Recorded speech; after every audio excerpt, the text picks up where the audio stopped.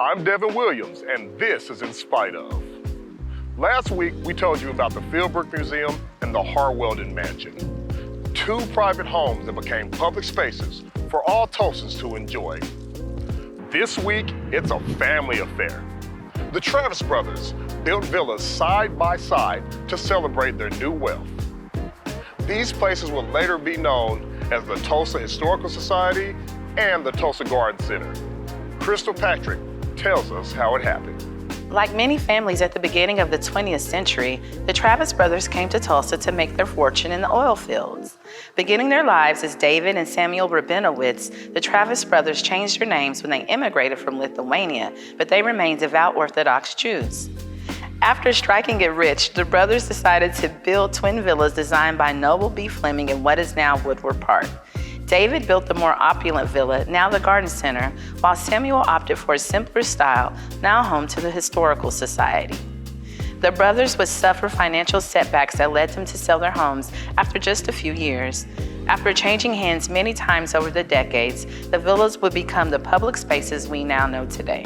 So the Travis brothers were in the oil business, and they came to Tulsa for that reason. And in 1919, both Sam and Dave Travis built houses next door to each other in what was then far south Tulsa, which now is, almost downtown. And they, built very sort of fancy oil mansions for the day. They had a lot of property at the time because it was far south Tulsa. It wasn't part of a neighborhood.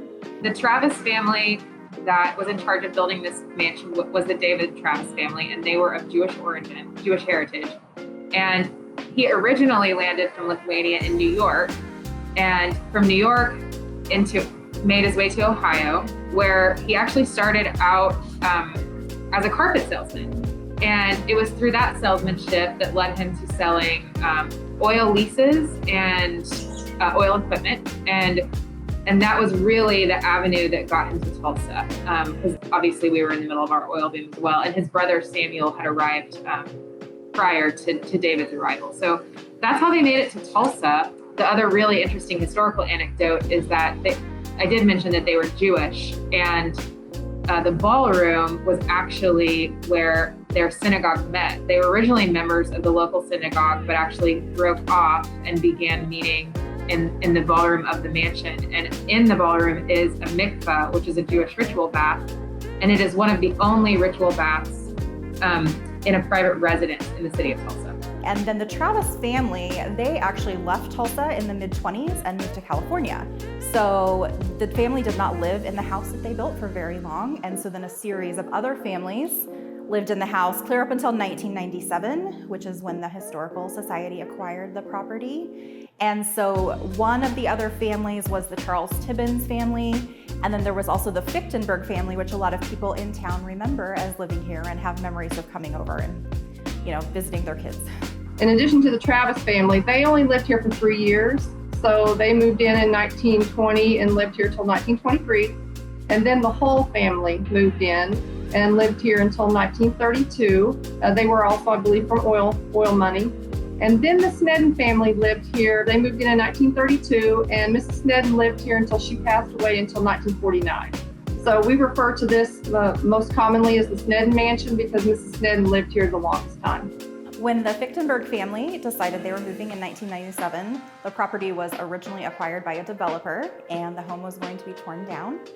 And a group of Tulsa citizens got together and decided that wasn't what they wanted, and they provided the funding for the Tulsa Historical Society to purchase the property.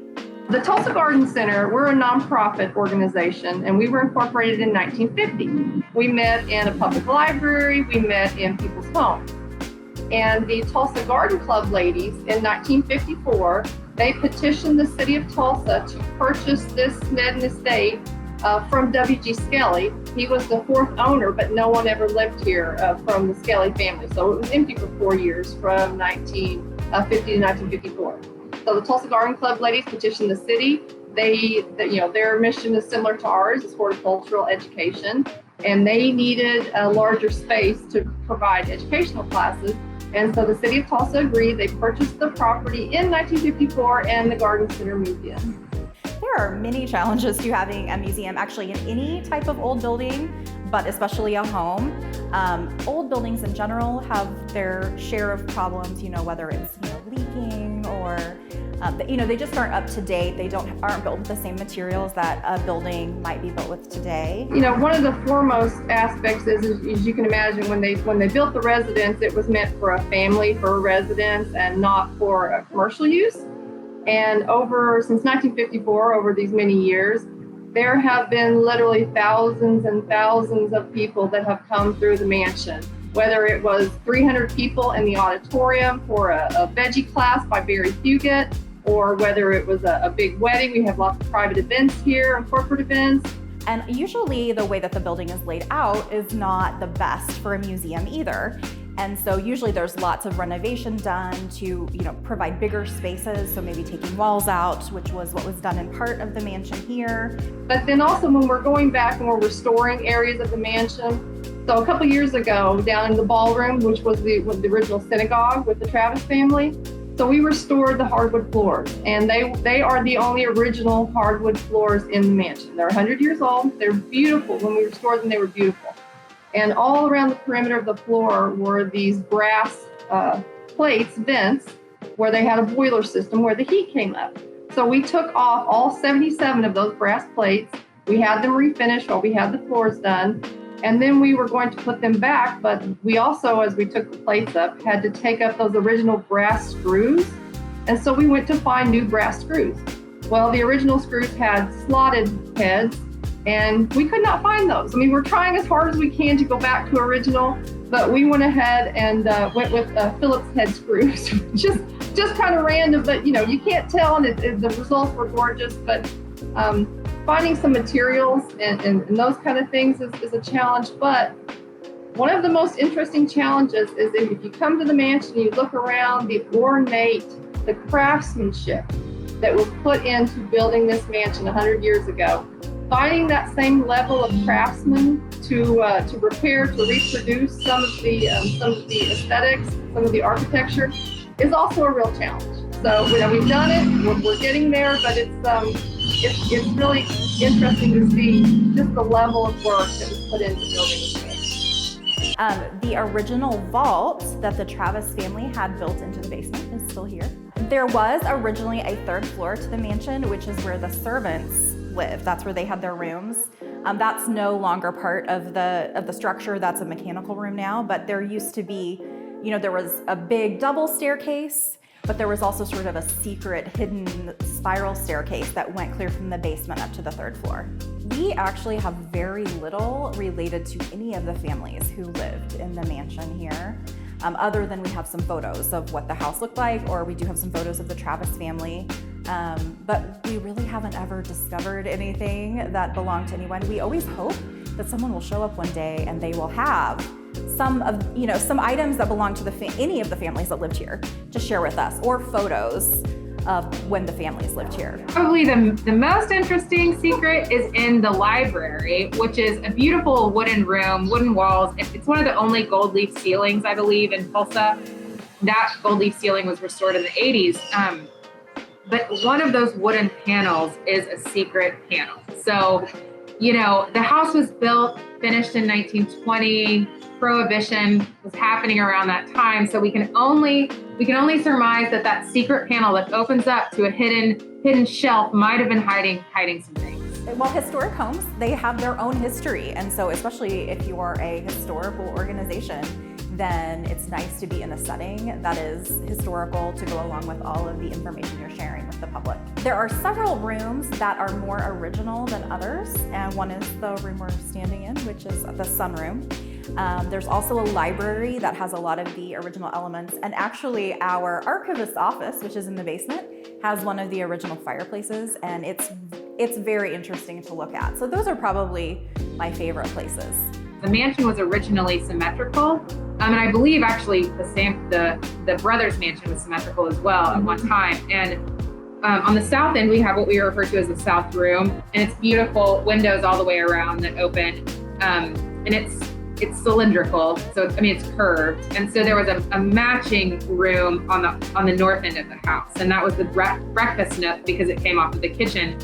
And images will show you just a magnificent skylight that, that just gave that room the most beautiful light. And it was torn off to build the auditorium in the 50s after the Tulsa Garden Center took over the space. And the auditorium was a really important addition that needed to be made, but the architecture lover in me wishes they could have made it without tearing off that symmetrically.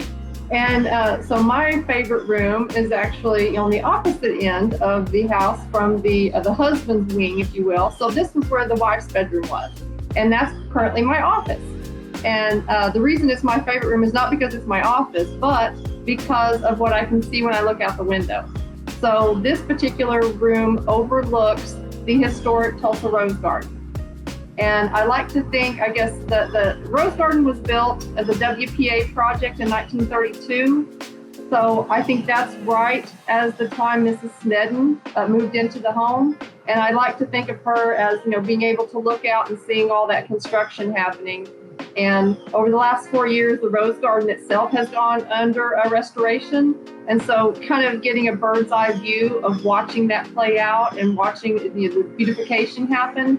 And then also being able to look out and see park guests and families and children and ladies enjoying the smell of roses and plants. It's a really nice way to just turn my head just for a moment from my computer and be able to see what's happening in the park.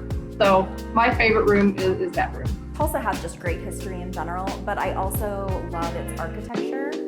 So much of it was built in the teens and 20s, when things were being built in the Art Deco style. There's just lots of great buildings throughout the city, and some of them don't exist anymore, but at least we do have some of those. One of the first things I learned about Tulsa when I moved here was what a tradition of philanthropy there is in the city, and there have been so many, especially in the early days, oil men that started foundations and did all sorts of things for the community. And I think that they really started that tradition that has continued through this day. What's really striking, and I think most people know this if they're from Tulsa or know anything about Tulsa, is just the extreme level of philanthropy with all Tulsans. And this dates back 100 years, and just that Tulsans are so giving, and these type of historic structures, and this whole property, this whole park, Woodward Park, is owned by the city of Tulsa. This is a public park. And so putting money back into restoring these community assets and resources for the entire community to enjoy, that's what Tulsa is all about. So that's what's important to me. That's what's what I like most about Tulsa. My first thought was people, just the friendliness of the people, because I've lived in other places, and even the last place I lived, I would look at everybody on the sidewalk and expect them to look up at me and smile, and they didn't. And I'm just like, where am I? Isn't everyone supposed to be friendly? So the friendliness, but to tie back into what we're talking about, also just the architecture for the city of its size. Tulsa has some really magnificent buildings and structures, and my partner came with me from another place, and he always says downtown Tulsa looks so much bigger than it actually is. When you're looking at it from afar, you think it might be this huge bustling metropolis, but it's really the buildings and the attention to detail and the architecture. So yeah, my answers, I'm always giving too many answers, but yeah, the people and the architecture. Would you live next door to your siblings? Which villa do you like the most? Let us know in the comment section down below. If you enjoyed this video, make sure to like, comment, and share. Don't forget to hit that notification bell so you don't miss a single episode. You've all been like brothers and sisters. We'll see you very soon, and thank you very much.